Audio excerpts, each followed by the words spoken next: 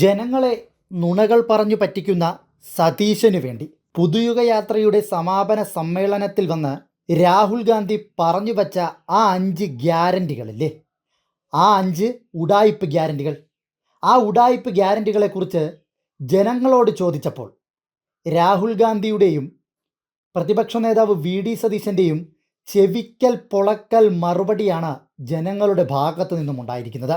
ഇവന്മാരൊക്കെ പണ്ടേ ഉഡായിപ്പാണ്, ഇതൊക്കെ നടന്നെന്ന് പറയാം. ഇനി ഇവരെങ്ങാനും അധികാരത്തിൽ വന്നാൽ പോലും ഇതൊന്നും നടത്തുകയൊന്നുമില്ല, ജനങ്ങളുടെ വോട്ട് പിഴിഞ്ഞെടുക്കുവാനുള്ള ഉഡായിപ്പ് പരിപാടികളാണെന്ന് മനസ്സിലാക്കിയ ജനങ്ങൾ അതേ രീതിയിൽ തിരിച്ച് ഉഗ്രൻ മറുപടിയായി തന്നെ കൊടുത്തിട്ടുണ്ട്.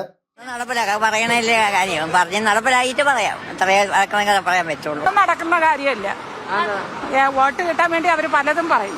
അതൊന്നും ഇതുവരെ നടന്നിട്ടുമില്ല, ഇനി നടക്കുകയുമില്ല, നടപ്പിലാക്കാൻ സാധ്യതയില്ലെന്ന് തോന്നുന്നു.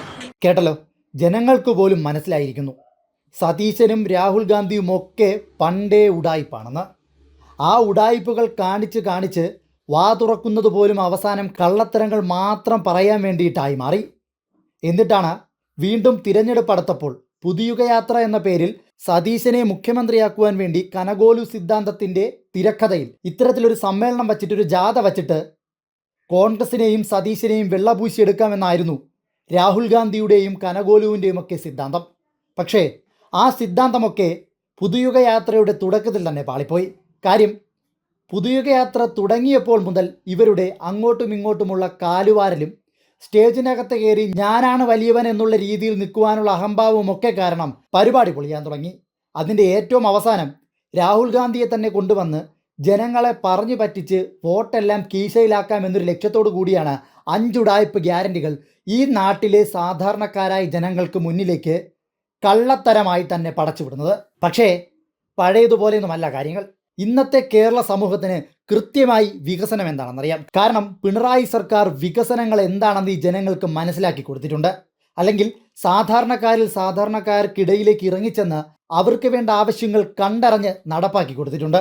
അതുകൊണ്ട് ഇത്തരത്തിലുള്ള ഉഡായിപ്പ് ന്യായീകരണങ്ങളൊന്നും ഇനി ഇവിടുത്തെ ജനങ്ങളോട് വിലപ്പോകില്ല. അതുമാത്രമല്ല, 600 രൂപ പെൻഷൻ കൊടുക്കാൻ ആവതില്ലാത്ത കോൺഗ്രസ്സാണ് അധികാരത്തിൽ വന്നാൽ 3000 രൂപ പെൻഷനാക്കി കൊടുക്കുമെന്ന് പറയുന്നത്. ഒരു സമയത്ത് KSRTC അടച്ചുപൂട്ടേണ്ടി വരുമെന്ന് പറഞ്ഞ സർക്കാരായിരുന്നു കോൺഗ്രസിൻ്റേത്.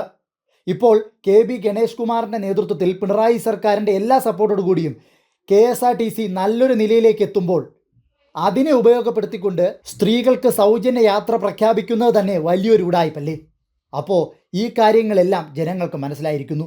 മനസ്സിലാക്കിയത് കൊണ്ടാണ് മാധ്യമങ്ങൾ ചോദ്യവുമായി ജനങ്ങളുടെ അടുത്തേക്ക് ചെല്ലുമ്പോൾ അവർ മുഖത്തടിച്ചതുപോലെ മറുപടി പറയുന്നത് കോൺഗ്രസ്സുകാരൊക്കെ പണ്ടേ ഉഡായിപ്പാണ്, അവർ പറയുന്ന കാര്യങ്ങളൊന്നും നടപ്പാവാൻ പോകുന്നില്ല, ഇപ്പോഴുള്ള ഈ പരിപാടി സത്യത്തിൽ ജനങ്ങളുടെ വോട്ട് പിടിക്കുവാനുള്ള ഉഡായിപ്പാണെന്ന്. ഇതിൽ പരം ഒരു തിരിച്ചടി കോൺഗ്രസിനും പുതുയുഗ യാത്ര നടത്തിയാൽ കോൺഗ്രസ് രക്ഷപ്പെടുമെന്ന് പറഞ്ഞ സതീശനും രാഹുൽ ഗാന്ധിക്കും കിട്ടാനില്ല എന്നതാണ് വാസ്തവം.